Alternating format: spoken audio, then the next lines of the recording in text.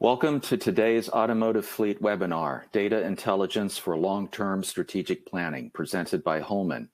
I'm Martin Ramju, Managing Editor of the Fleet Group, and I'll be your moderator for today's event. We encourage you to ask questions during the webinar at any point, and we will try to address them all. If we do not get to yours, we will contact you by email with a response after the event. I am joined by our speaker panelists today, Jennifer Kayott, Director of Strategic Sourcing at BNSF, Trip O'Neill, Vice President of Strategic Services at Holman, Ed Powell, Director of Consulting Services at Holman. Welcome to our panelists and thank you for being here. Now, briefly tell us a little bit more about yourselves, starting with Jennifer. So I'm Jennifer Kayott, Director at BNSF. I have responsibility for our fleet program. A little bit of context, the BNSF fleet is about 8,000 vehicles, and we run the gamut from a passenger vehicle all the way up through heavy-duty large vehicles.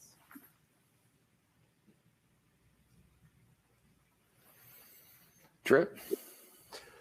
Good afternoon, everybody. Martin, I oversee what we call strategic services within Holman's fleet management business. And that's basically a few different business units that work with and support our large, complex customers. Anything from relationship management to obviously what we're here to talk about today, which is our consulting services team. Thank you, Trip. My name is Ed Powell. I'm the Director of Holman Consulting Services, and we work and partner with some of our largest clients, such as Jennifer and her team, to help solve complex business challenges that they have. Especially given the dynamic fleet space that we're all operating in. All right, great. It's good to have you. So before we get into the meat of the topic here, could you please give us an overview of Holman and how it works with fleet operations? Sure, Martin. I guess I'll take that one. I'll make a plug for Holman. We're celebrating 100 years in business next year. We are a family-controlled business, our third generation of leadership. Mindy Holman is our chairperson. The business consists really of three basic components, two of which work hand in hand together and are really applicable for today's conversation. That's our fleet mobility business. Many that are probably joining us today know the name ARI. That was the business name that we operated under until last year when we branded all the businesses as one under Holman. But we are a global fleet and mobility management provider. But also within the fleet and mobility business, we have a insurance and risk management firm that we can support customers from risk prevention, risk mitigation, and even providing insurance policies. And we operate those primarily here in the United States. The manufacturing distribution business, basically, Jennifer's fleet, one of the cool things that we get to do is help literally design, engineer, and build trucks for customers like BNSF. So we do anything from something as simple as a wrapped vehicle that may be used in the field by a sales or service person, but we certainly get up into some really complex builds. Vehicles that cost a couple $100,000 that can go out and literally lay railroad track anywhere in rural America. We also do parts distribution and components manufacturing for the things that go into the vehicles build. But what a lot of the fleet customers don't know is our founding division. That's our retail business. We are in automotive retailing. We're one of the largest privately held dealership groups in the United States.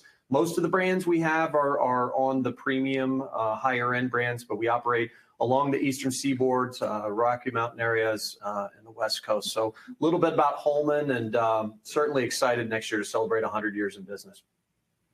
All right, well, that's certainly quite an accomplishment. I know you also have a lot of consulting services. Ed, want to give us a quick rundown of that? Yeah, thank you, Martin. So our consulting services team is part of our fleet and mobility division. And we work and partner with a lot of the strategic services and larger accounts within Holman in order to provide complex support to solve business challenges. So a lot of our customers will come to us. They're facing a challenge around, when do I cycle my assets? We're facing this issue with an operational concern within our business. Can you provide us some advice on how to fix it?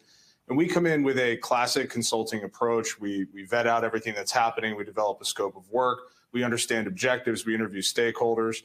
And most importantly, we analyze and review a whole lot of data in order to help drive business results and bring forward recommendations. And the story we're going to talk a little bit about today was an engagement that we had with BNSF around their capital strategy and how we were able to use data, analytics, et cetera, to help solve for some of those pressing challenges that they had. And the nice part is we do have a team of a lot of experienced fleet professionals, but also a lot of folks coming in with strong data and analytics backgrounds, because sifting through all of that information is a very time-consuming and sometimes complicated process. And our job is to help make that easier for our clients. Okay. Well, speaking of sifting, data is obviously a vast topic, which is why we often hear the term big data. But let's start simple by outlining the primary ways data can work for fleets and what they have to work through.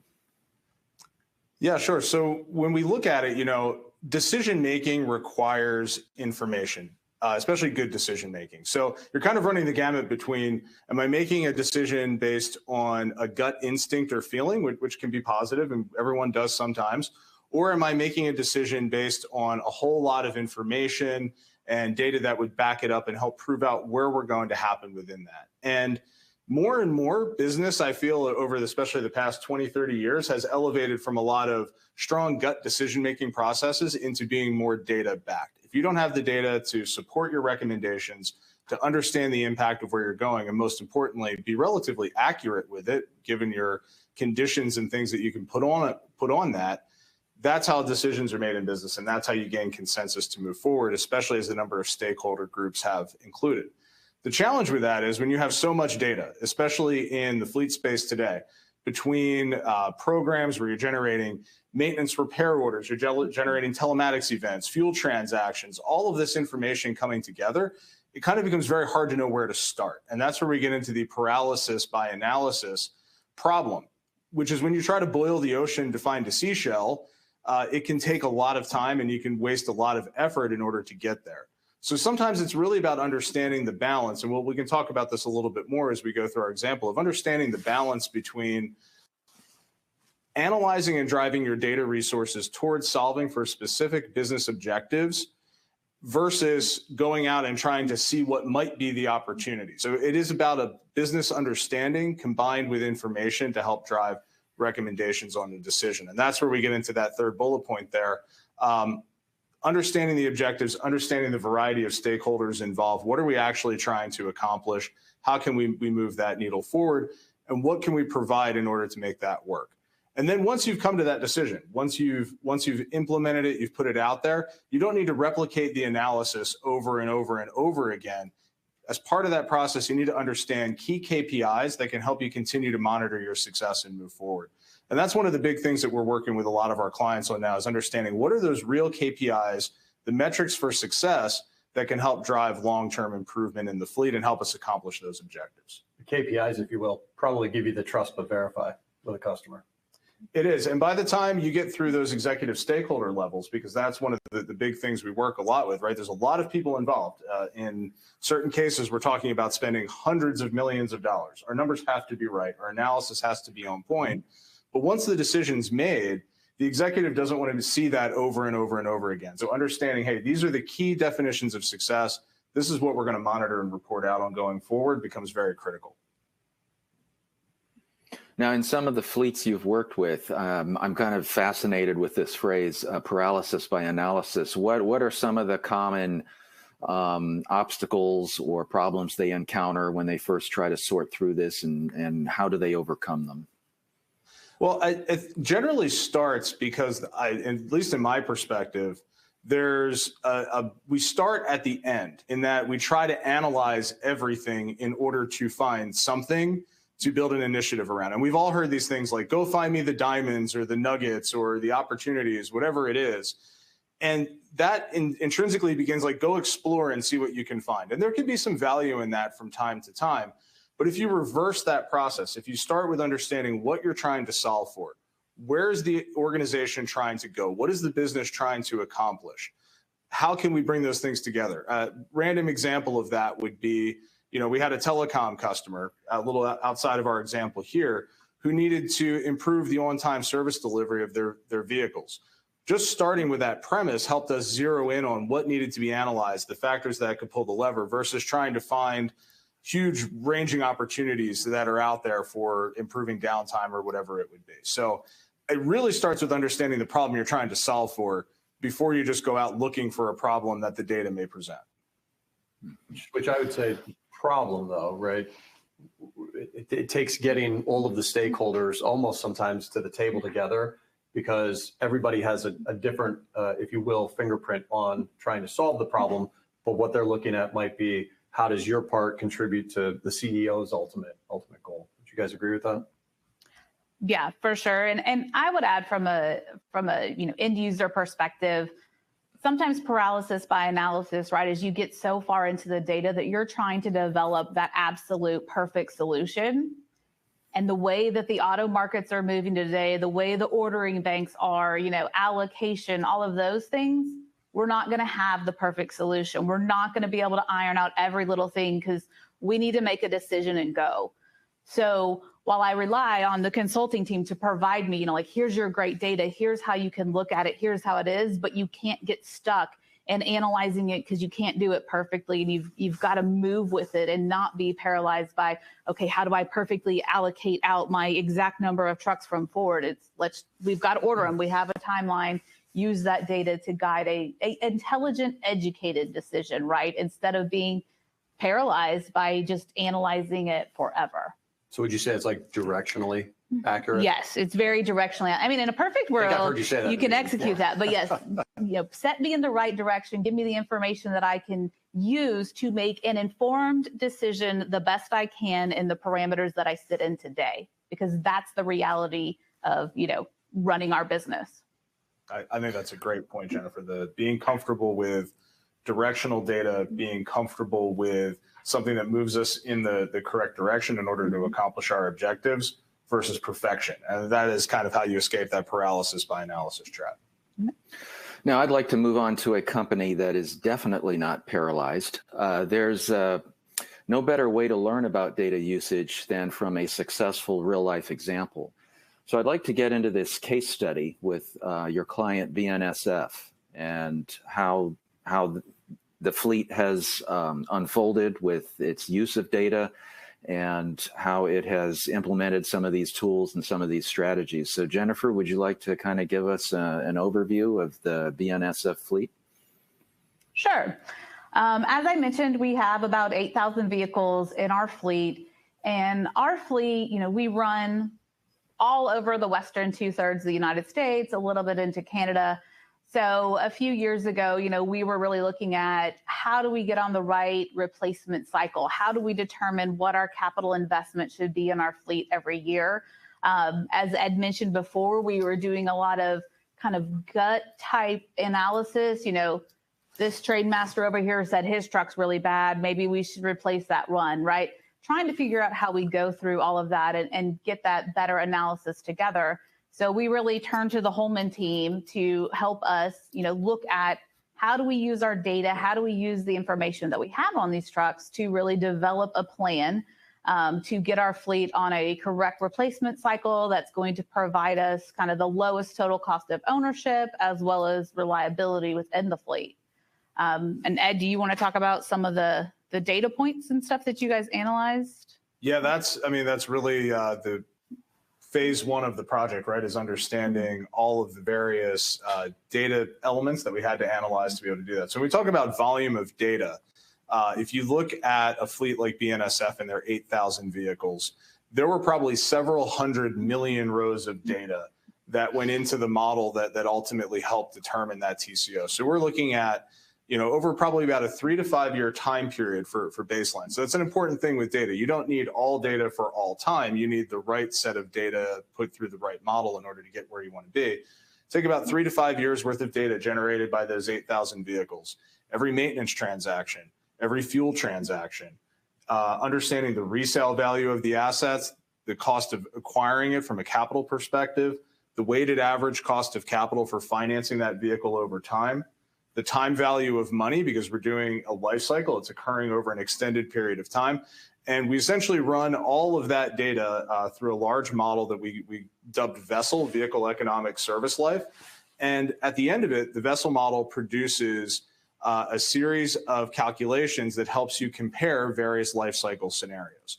And that was awesome to do for BN because BN has a lot of specs. So the analyst team involved, shout out to them, ran that model probably about 50 plus times, looking at all of the different permutations of how to do it. The more interesting piece was ensuring that you're getting the right sample sizes.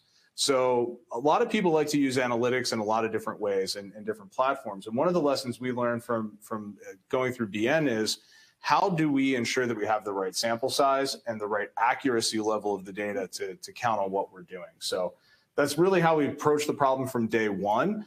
And we really had to figure out what is the accurate way to model the fleet, put the data through the model. And then that was kind of the hard part from the data side.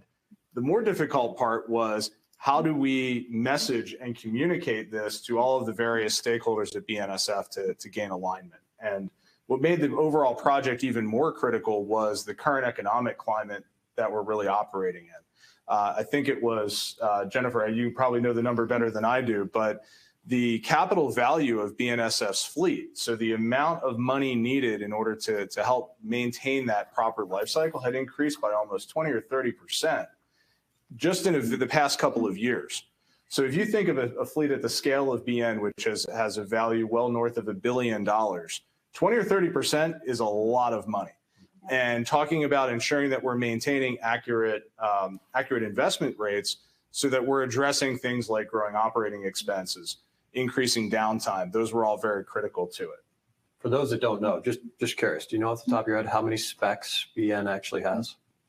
So today, active specs, I believe we have 83, but when you look at our fleet, we have vehicles that are 26 years old. And so if you go across the whole gamut, we're right around about the 145, 150 mark. Wow. So I a lot of variety. I asked that for a reason because we have some customers that have just called a handful of specs, right? Mm-hmm. But you folks, when we use, kind of the word a complex challenge to solve for, you have light, medium, heavy duty, DOT regulated.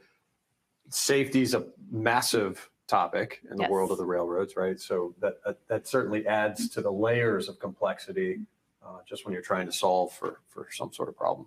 For sure, for sure.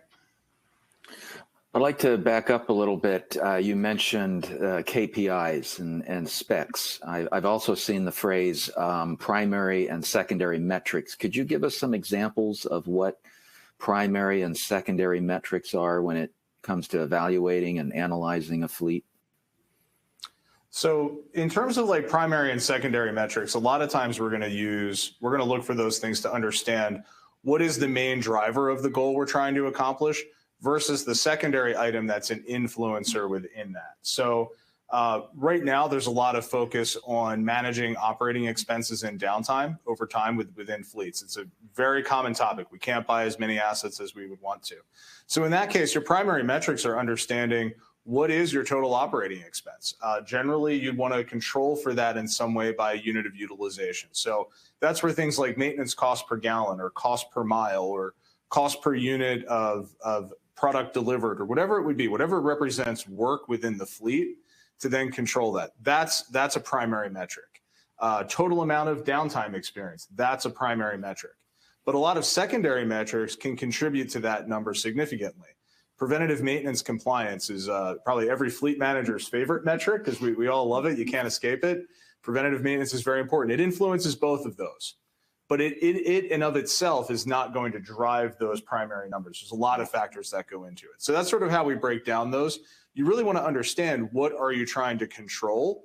The secondary metrics end up being the individual things that you manage, the levers you pull per se, generally a collection of those things in order to influence a primary metric that's really aligned to a business goal or an objective. All right, so when looking at capital planning, I know for some fleet operations that can sound a bit intimidating. What are some of the first factors they need to consider when they start capital planning? And I'd like to keep an eye towards present economic circumstances and challenges in the automotive industry. how can data help the fleets adjust their strategies and their forecasts in tough times, especially when they're doing capital planning? So I'll start with kind of even how in this current environment, how we ran our capital planning cycle this year. So we start with an analysis from Holman, right? As Ed laid out, we have the vessel analysis. We can look at our different specs in our fleet and understand what is the optimum life cycle of those vehicles. I'm not sure in the current environment we're hitting optimum life cycle with anything, right? Everyone is trying to stretch and make it go further. So as we do that and we look at the data that we have, one of our first questions back to Holman that they helped us with is, what kind of vehicles can go further? You know, inherently, I know a passenger vehicle like a Ford Explorer, typically I can maybe get that to go a little further than one of my section trucks that has a big crane on it and a welder, and it's, you know, it's more over its life than what others are. So we tried to look at that and where can we stretch our fleet based on, you know, where we're sitting. Also in the capital planning cycle, right, I always start with my ideal scenario, but I'm sure us, like almost everyone else out there, no one ever fully funds you. It's always a struggle to get capital. And especially in a year like this, where Ed mentioned that my fleet value, thus my capital needs, have gone up 30, 40% over the last couple of years. So that's a much bigger number. So as we were saying, you know, here's my ideal, I need to scale back. I've got to fit within our business parameters, right, of what capital we can allocate to this, especially in our fleet, because we do not generate revenue at the railroad, right? The railroad vehicle fleet is a support and maintenance fleet. So the next thing I look to Holman to help me with is, how do I then prioritize the dollars I have? We added a component to our analysis called criticality, because some trucks I need to run the railroad. I always say the expression, you know, will it stop trains? Yes, broken rail will stop trains. So I need those trucks to be up and running and working to run my business. Those are going to be more critical. So if I only get a handful of dollars, I'm going to replace those sooner than I might replace a yard truck that helps us move material around the yard, but maybe I can do that with a Kubota. Maybe I could do it with something else, right? So we look to get advice and analysis then with that data on criticality. And those factors really come into our capital plan and help us, you know, develop what is the right plan for us, how do we fit within our business capital allocation, and then how do we go forward and execute on that? I think if we step that back out maybe to a slightly more like generic example of where to start and where we advise a lot of clients. Let's say you're operating a very basic fleet. So number one, understand what the actual capital value replacement of your fleet is. So that's the first thing. How much would it cost you to replace your entire fleet if it went away tomorrow and you had to buy all new vehicles? Then you want to understand what your life cycle is. And there's a lot of different ways that you can determine that. You can partner with Holman, we could help you do it, or you figure it out on your own wherever you want it to be. Let's say it's 5 years, simple math. 5 years life cycle means you need to be cycling 20% of your fleet every single year. 20% of $1 million is $200,000. That's your targeted annual capital budget. And when you start there and you understand how much should you be investing in your fleet at that given point in time, then the other decisions can kind of flow from there. You want to understand prioritization. Criticality is so super important. What is the vehicle that's going to disrupt the ability of my organization to generate revenue if it wasn't there to do its job? Start there and then work your way backwards through the fleet until you find the least useful or most productive asset that you happen to have. And then that one you should probably consider just getting rid of because it's probably not really needed. But it's probably worth mentioning that when you talk to customers about a plan like this, so you mentioned, what if a fleet that's got $1 million worth of vehicles out there, right? The capital planning directly connects to total cost of ownership, right? And it moves, right? It moves with energy prices, it moves with vehicle resale values, it certainly moves with the cost of vehicles new and the availability. You mentioned it, Jennifer, right? Everybody's stretching their fleets a little bit longer than normal right now. But understanding when's that perfect point in time where it almost becomes cost prohibitive to keep something in service. And then you have to cross-reference it with criticality. If I'm If I own an air conditioning contractor company, maybe all of those vehicles are utmost critical, because if I can't make a service call, I'm not generating any revenue, right? So those are things I know that we help a lot of customers with to help them back into a capital strategy. Yeah, a lot of times there's like especially on the capital side and replacement strategies in general, which a lot of data goes towards that point of figuring that out.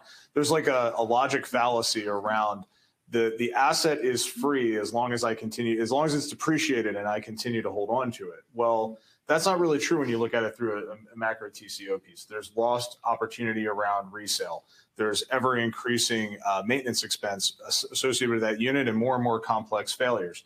There's declining productivity. So there's two things we look at that are always true within the model. When you look at it, controlled by utilization, over time, costs will increase in terms of operating expense to maintain the vehicle, and it will produce less work.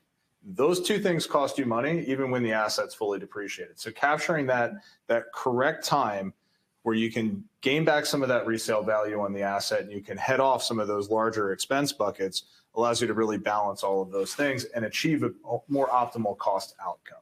That kind of ties into your fleet though, right? I mean, it's almost refreshing. I think the first time we met one another, I mean, you guys were talking about, we need to cycle more vehicles, right? A lot of times when Ed's team goes in, it's the opposite way around. But do you want to talk a little bit about that? Because that's navigating current market conditions and trying to preserve and get capital, but then also being constrained because it's almost harder to spend your money right now. You have the money to spend. You've got to get the things to spend the money. Yeah, it is harder to spend the money right now, which is kind of ironic.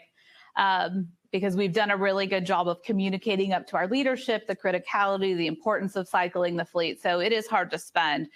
But I think, what I'll say to kind of your first question of going back to the impact, I'll go back to, the year 2020 and the COVID year. And, that was a really good year for BNSF in terms of our fleet, mostly because we had committed the capital. We had placed orders earlier in 2019. We like to get ahead of our ordering cycle.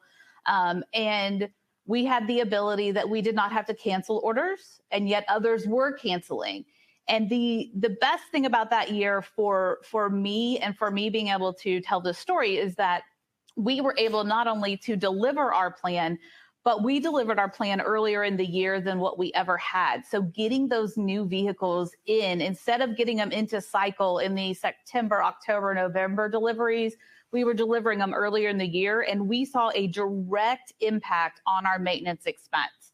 And so year over year, even, back then inflation wasn't terrible, but, inflationary costs, aging fleet, we actually saw a decrease in our overall maintenance, which has just helped me tremendously to share that story of this is how your capital plan can impact your maintenance expense, right? Your total cost of ownership. So seeing things like that and being able to leverage that, it really gave us evidence to the story that Ed will very well tell you, but sometimes, your leaders are like, I don't know, is this really, really true? I mean, we all know, yes, a new vehicle gets less maintenance, but I just spent a whole bunch of money on that new vehicle and I wouldn't have spent that much in maintenance. So, finding an anecdotal year like that, but really being able to show that was really beneficial to us and has really helped us in showing that total cost of ownership story and how it can positively impact your TCO when you get your fleet on a productive cycle. I'd like to get into the process of developing and executing a data plan with process point one. Could you talk through just some of the main pillars of this and how it evolves? Yeah, I could at least take the first part around the partnership, and then certainly I'll pass it over to Ed because he and his entire team dive into the guts of data to help solve the problems for our customers. But I would say, like anything, it starts with a really strong partnership. And a strong partnership, if you want to simplify it, comes down to two basic things. Number one, a firm understanding of the customer, their business, the personalities, their goals and objectives, and candidly, whatever challenges or threats that they might be facing in the marketplace. Jennifer's talking about, that year the world shut down in COVID. Well, we understand that, they service a lot of industries, but intermodal transportation is huge for that business. And all of us were at home buying things online. That all comes through a port, gets on a train, gets to other parts of the country. So understanding the customer. And then once we kind of get a good grasp of a challenge that they're facing, it's resourcing correctly, which I would say that I think that that's something that we at Holman try to do better than anybody else in the industry. At least that's our goal. But Ed, that's where you and the team come in. Do you want to take it from there forward? Yeah. So building off the strong partnership, and the strong partnership is very important. I mean, obviously, Jennifer's sitting here with us today, but there's plenty of times where we challenge each other. We're constructive in our feedback, and we're honest in that partnership. And that honesty is a very important part of the overall relationship, because the partnership to get something like a capital plan done extends well beyond just the folks that are immediately involved in the project. It also extends to multiple teams and departments within BNSF. So to get something big done, you often need to have big relationships. And, Jennifer has those relationships at BNSF, and we're strong partners on that end, and we bring everyone on our end to the table as well. So the number one thing is really understanding what is the most important thing to the organization and having an invested interest in that. We talked a lot about optimal within the model standpoint, but optimal on a data model does not necessarily always translate to what's optimal for business conditions at the moment or what's reality at the moment. So coming in and understanding what are the challenges that face a business and an organization, what were the challenges that BN was facing that we were trying to solve for, all of that largely supersedes whatever optimal state or Shangri-La state of existence that we think our data models might help lead someone to. And that's a big difference, right? We want to ensure that the recommendations and how we're bringing things forward are based in reality. And reality in this current environment is shifting constantly. And once we have those priorities understood, we're looking to really bring forward all of the data and analysis that we can to develop that clear picture. And yes, I know the slide says optimal investment scenario. That is where it all begins. We want to understand what is optimal, and then we want to work back from there to get ourselves to reality. But I think it's important, Jennifer, you should comment on this. We may think we have all the right solutions and answers, but the one who gets to determine reality is you, the customer, right? So having the customer involved in every part of the conversation, including calling us out or keeping us on track, no pun intended, right? But yeah. It has to be a back and forth. And I know we've done a lot of things together where we may think we're going down a path, but we have an open, honest conversation, listen to you and say, no, we got to change course. Yeah, I mean, I will totally agree with that, definitely we can be going down a path, you guys see something and all of that, but you definitely are always open to the feedback, always open to, okay, I get this, but for my business, this is the way that it is. We need to look at it in a different way, execute in a different way. And I will say, I think that from a customer standpoint, I appreciate that, you say I'm the ultimate decider on that. But I also believe from a customer standpoint, though, that, you have to be able to willing to hear the feedback both ways. Like I joke all the time with our account executive over there. I always say, you need to tell us no sometimes. It's okay. You can tell me no, right? But that's part of that partnership, because I'm going to throw ideas out or challenge something and challenge me back. But it really develops that. I want that collaboration, right? I want us all pinging off of each other. I may be more of an expert in the railroad and railroad operations and fleet usage, but Ed is way more of a data expert than I am, right? So I think all of us working in that collaboration and having that strong partnership where we're comfortable to challenge each other and we trust in each other when we tell each other, yeah, that'll work, no, that won't. That is really key to having any of that success and really managing a relationship and really getting to where you need to go. Completely agree with you. 100%. So I think if we take that out of the example of what we were doing in this moment here, I think we look at maybe what other fleet managers are dealing with. They're thinking, man, where do I start with this? I think to me the checklist takeaway on that is understand who your stakeholders are. Build and understand those relationships. Who are the influencers there? Fleet is generally a service department, even within the business that it's a part of. You're helping support operations. You're helping support, the finance team has an interest in what you're doing. HR most likely has an interest in what you're doing. So understand who your stakeholders are, who you need to have a partnership with so that you can collectively understand what's most important to your organization and why you're going on that journey. And so all of those things that they begin with relationships and they begin with real business conversations before you ever look at a scrap of data to try to push something forward. And so that would be my advice to the fleet managers out there is connect with your stakeholders, understand where you're going and why. Then you can look, now that you have your problem you're going to solve for, you can start to look at that data to understand how you're going to solve it and what the information is telling you to go on. You made me think of something, just a question for both of you. Not that I'm the moderator, but there are times that Doing fine. will throw something at us and either the contact within the account or certainly they'll ask us to do things. And we're talking about data and we're talking about analysis. You mentioned boil the ocean.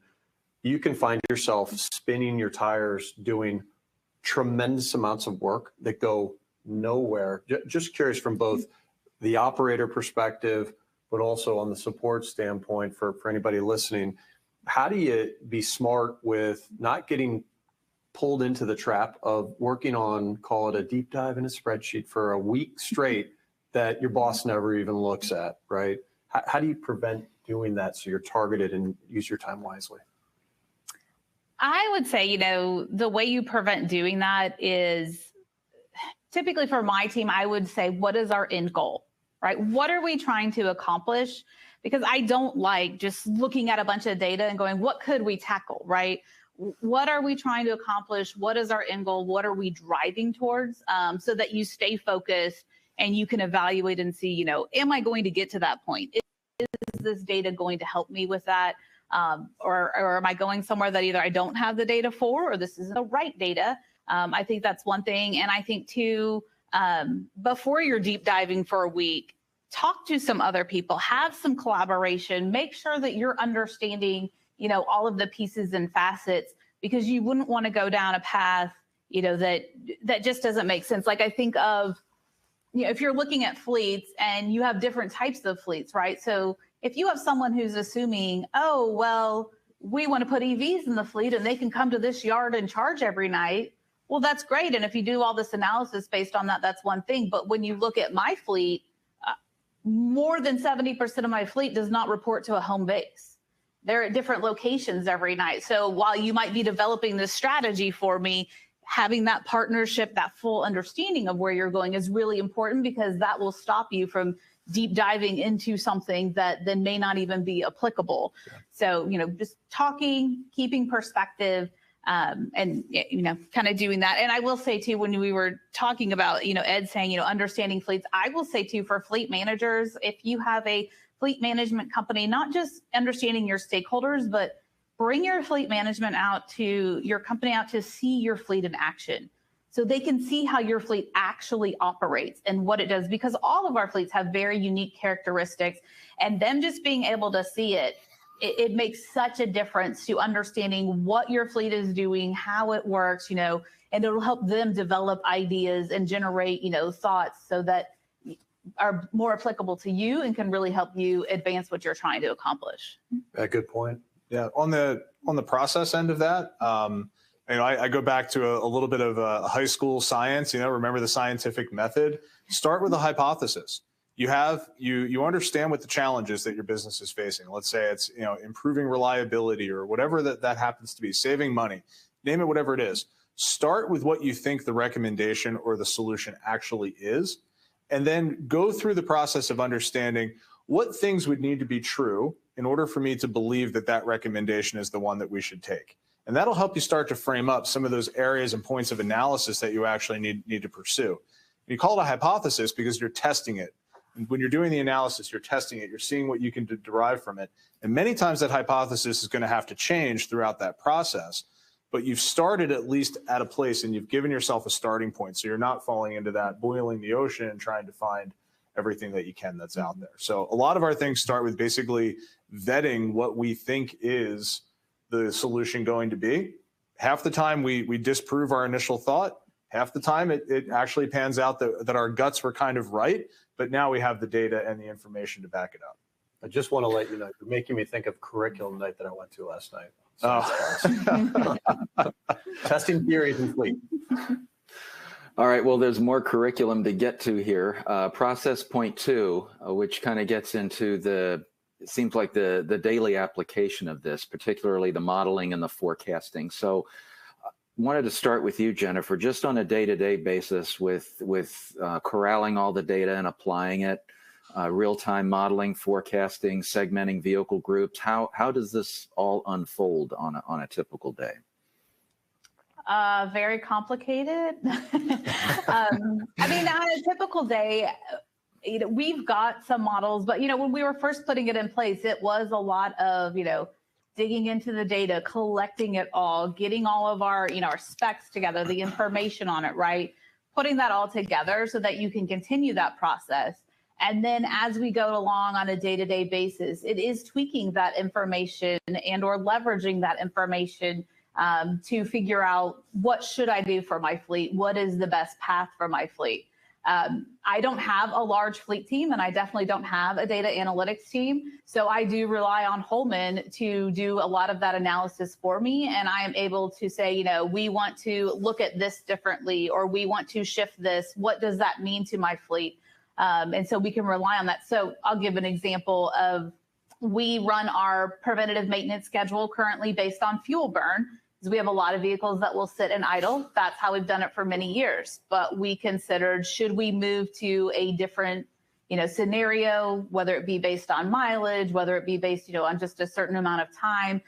So I was able to kind of work with the Holman team to run some analytics for me. Would that adjust my schedule? What would that look like for us in PMs, things like that? But really, leveraging them to help model that data. What would that forecasting be? And then to help us make a decision on, should we make a change or should we not make a change? I think as we start getting down to in these process points, where it's sort of like that rubber meets the road, right? We've done our analysis. We have an understanding of what the perfect world would look like. But now we have to face the fact that we're not living in a perfect world, and we have to apply some level of solution to it, right? So how do we go about doing that? And I think this is really where you can get bogged down in a lot of that paralysis that we keep talking about, because you keep seeking perfect, right? We're gonna optimize everything within the game that we're given, right? So we want to step back from that a little bit. We just want to understand really where can we make the limited decisions we can to have the largest impact possible within that space. So if we're back and we're at our $1 million fleet, or we're at the HVAC company and we have a lot of assets that are important to us, we really have to start thinking through, within a limited allocation, within the current situation we're dealing with, how can I deploy those assets to have the largest positive impact on my fleet? In some cases, and this is where it's kind of, it's getting more complicated these days, and where the data can actually really help you, is it may not be replacing the oldest asset in your fleet as being the largest positive impact. If you have an older asset that's had a great maintenance history, it's been taken care of by the drivers, that may be an asset that's life cycle you need to extend out a little bit.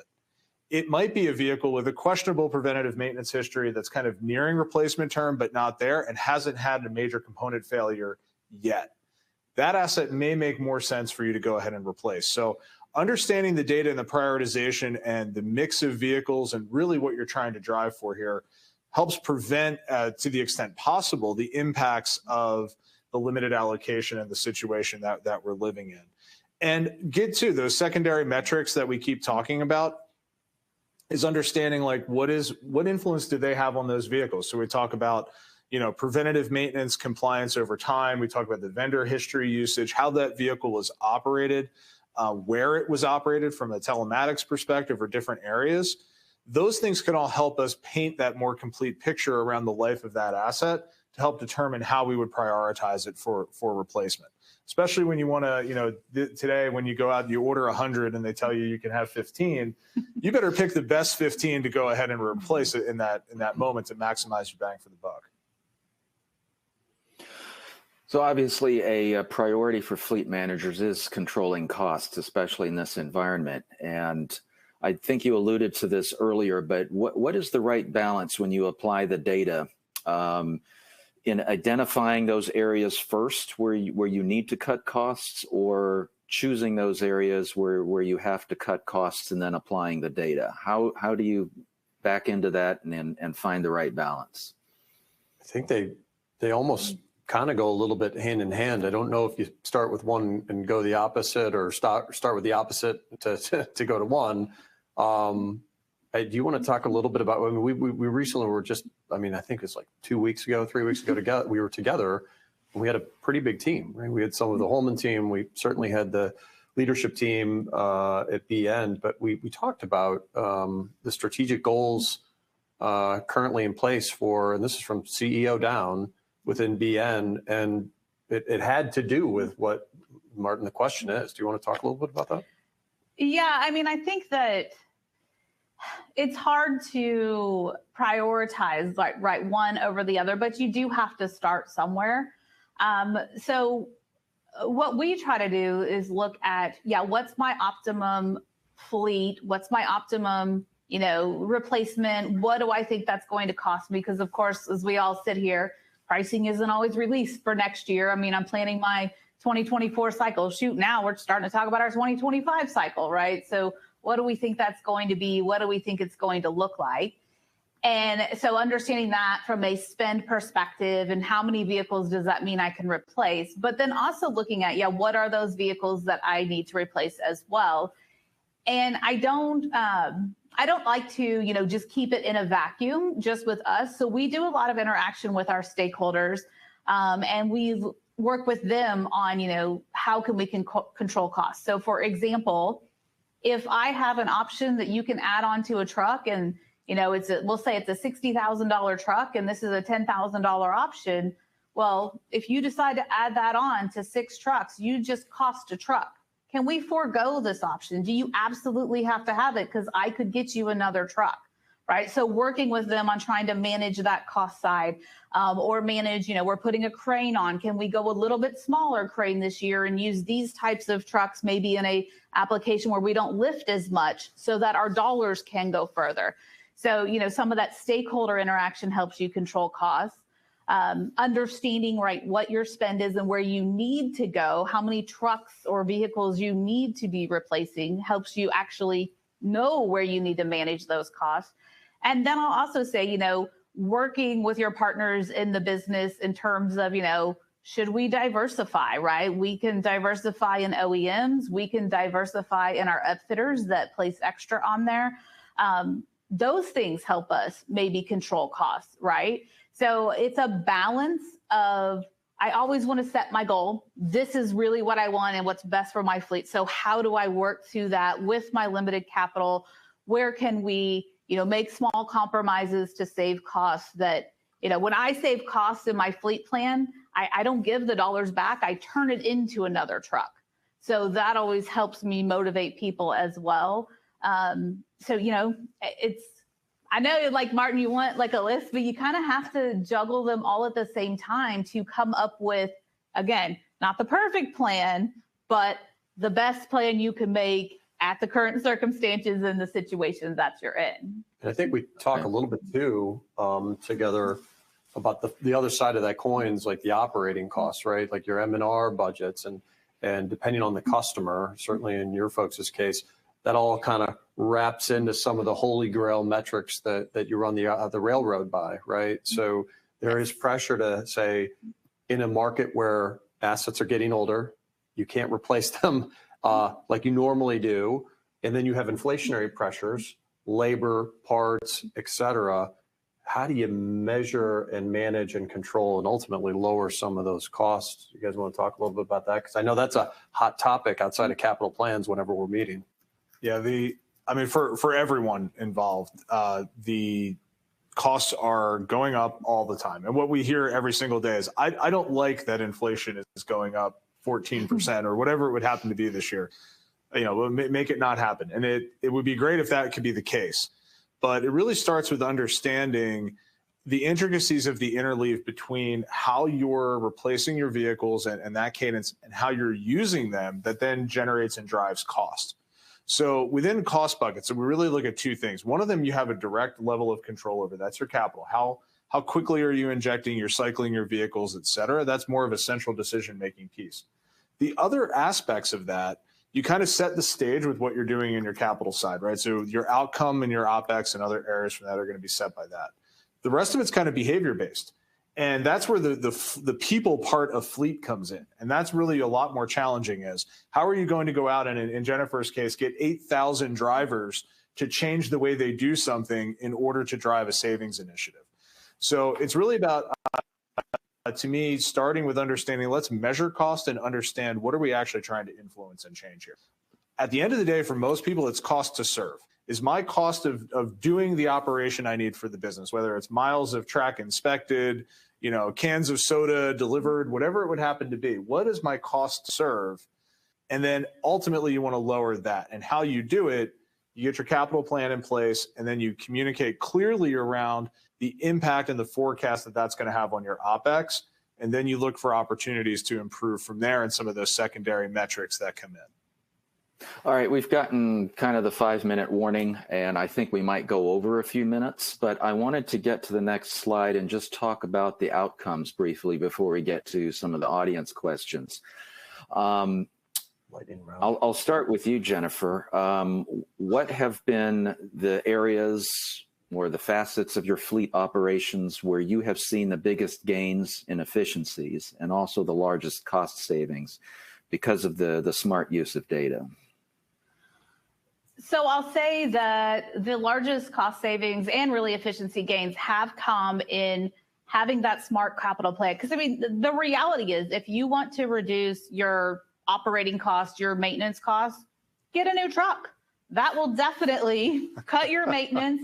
Usually they're more efficient in fuel, right? They're going to have less downtime. So they're, running all the time. I mean, that's the reality of it. Now, you're going to spend a lot to replace your entire fleet, right?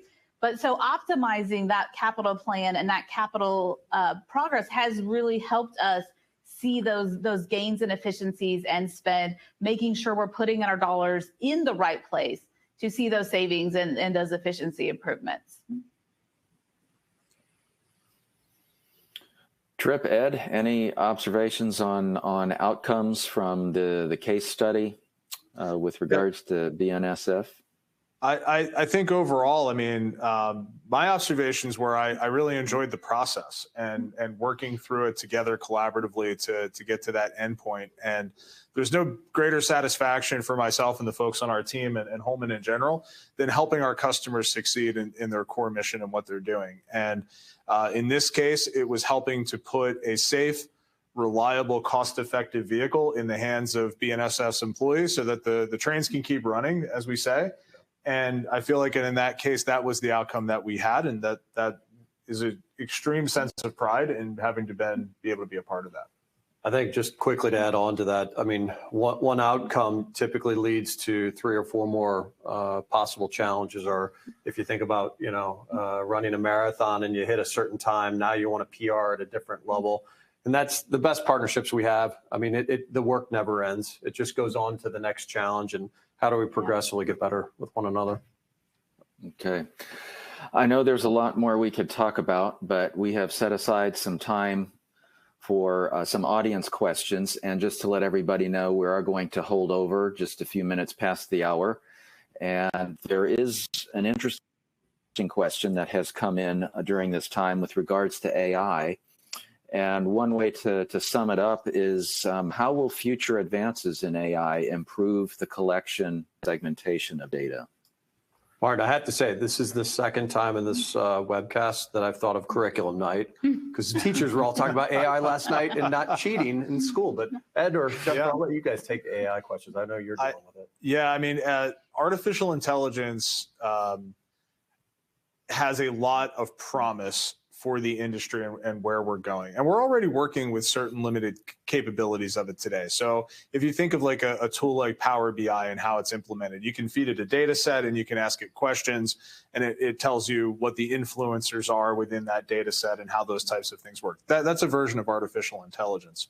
But it's ultimately only as good as the information that we provide it to consume. So I definitely believe that we're going to have future states here where AI running on robust data sets and robust experiential learning fed into it by humans doing the hard work now will help us to more rapidly identify opportunities and outliers and drivers of behavior within it. So asking that question, hey, what is the optimal life cycle for my fleet? I don't know what the time horizon is, but at some point in the future, the AI is going to be able to tell us that. What you do with that information and how you apply it, I don't know if it's going to quite get there in a short time frame. It may. It is definitely going to be an industry revolutionizing technology in terms of how we apply and solve day-to-day challenges. I know our entire information management organization, there's a lot from our CIO down that we're talking daily about applications, where this fits into the business, how it's going to change our business. Mm-hmm. Yeah, I mean, I'll add that, we use some AI, but some bots and things like that at BNSF already for other data analysis, looking at our trains and things like that. And it definitely has good benefit. I think that Ed is spot on when you've got to have good data, because AI can't always understand that the data isn't the best. So, putting that work in now to make sure we have good, accurate data is important. And for me, I look forward to, not just being able to say to AI, like, what's the optimal life of my fleet, but really almost having an AI that can look at your data and tell you what you don't see, right? We're still very human dependent. It is dependent on us to come up with an idea or a solution. The data can only tell us what we're extrapolating out of it. So I am excited about just the possibility of AI seeing something else in the data that we're not seeing. It's almost like having an infinite team of people to look at it and get a different perspective, provide me that, diversity of thinking that I can't always get today because I don't have an unlimited team. So that excites me, and where that could go in the future and point me in directions that, I can't even know today. Yeah, in the same breath as AI, you almost have to mention telematics. And just as kind of a final question here, how do fleet managers truly want a data-driven operation? How do they size up and evaluate telematics? How do they integrate that into the entire flow of data? I know that's a broad question, but if you could just give us a few highlights. So I'll start in that we have telematics on about half of our fleet. Now, we added telematics. Actually, it comes as a extended benefit. Our telematics provider is our electronic logging devices for our DOT compliance rules. So that is why we put the system in. As a benefit out of that, I do get telematics data, GPS location, speeds, all kinds of information out of there. And we've been having a lot of discussions on how can I use that data? Is it useful to me? What can I get out of it? And can I justify putting it on the rest of my fleet, right? Where is that value coming that would then offset the expense of the telematics on the rest of my fleet? But, we're not, how our fleet operates is very different than others. And so I think that's part of it, just does telematics bring value to you? And how many ways can we turn telematics into things? Because I'll tell you, it gives you great data. I mean, you definitely get more reliable odometers than what you get from Bob, who punched it in at the fuel pump when he got fuel, right? That kind of stuff is just so much better. And I think you can be more proactive in things, but you've got to balance cost with your fleet and, what value you're going to get. That's really my side. I know Ed he loves telematics because he's the data guy. So if you can give Ed more data, he's going to be happy. I do love telematics, and I love the data that it provides. But I think to Jennifer's point, it's a very accurate one. You have to start with understanding what you're trying to solve for. And does the cost of implementing this provide me, is that the gateway to get the information I need to drive an objective? If you really care about managing driver safety, telematics is an absolutely indispensable tool in that area. So you get that real-time monitoring of what's occurring and how to go after it. Information around where your vehicles are located, et cetera. But it all comes down to understanding what you're trying to solve with it and what you're going to do with the information that you have. Because there are some fleets, they deploy telematics on everything. And then they go, look, we have all this telematics data. And it's like, well, what are you doing with it? We're not sure. And then other fleets just are absolutely brilliant about how they apply that to help manage those behaviors and those other X factors that traditional fleet data sets don't provide. The last point I would make on it is telematics is largely here, whether we want to be in the ecosystem or not. Every single vehicle that rolls out of an assembly plant today is coming fully featured with telematics. Ford is collecting more data on you than you are on yourself in some cases in terms of your vehicle and how it operates. So understanding there's value in that information. It's all about how it's being applied and used. Is that valuable for your fleet? Is it necessary for your fleet? And electrification and certain things in the future will at the very least require connectivity, which is essentially going to be a feature of telematics in the future of how the car can talk to central systems as well as to charging infrastructure, et cetera. I think one interesting point you just said, though, we have a lot of customers that they put that technology into their vehicles for, say, one reason or another, right? And they use it for that, but they have all this other information and they don't know what to do with it. But what's neat is if there's some sort of challenge that you and your team get pulled into the customer to solve, a lot of times it's easier to say, well, we already have this information and we can start to model it and then directionally point them to whatever solution they're looking for. Yep. Okay. Well, I see we have enough material here for a sequel or at least a docu-series, but unfortunately we're out of time for today. For anyone who asked a question that wasn't answered, we will be following up via email to answer your questions individually. We certainly hope that all of you have gained some valuable insights from today's webinar.